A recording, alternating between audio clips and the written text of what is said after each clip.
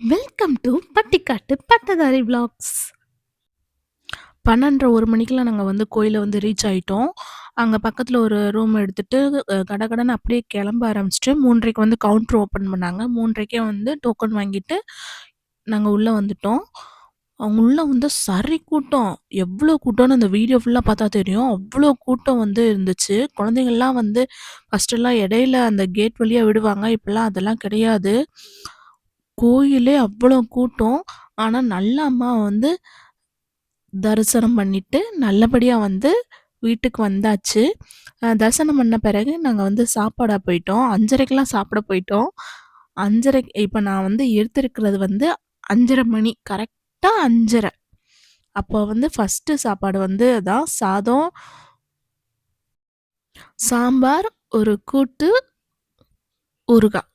இது வந்து குடுத்தாங்க. நல்லா சாப்ட்டுட்டு, ஆனா உங்களால வந்து நடக்க முடியாது அப்டின்னா, தயவுசெய்து அன்னதானம் பக்கம் போயிறாதீங்க.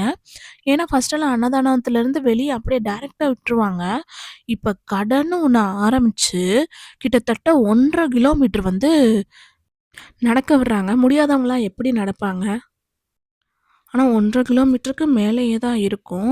முடியாதவங்கலாம் கோயிலுக்கு வராங்க. அவங்களையும் கொஞ்சம் பார்க்கணும்ல.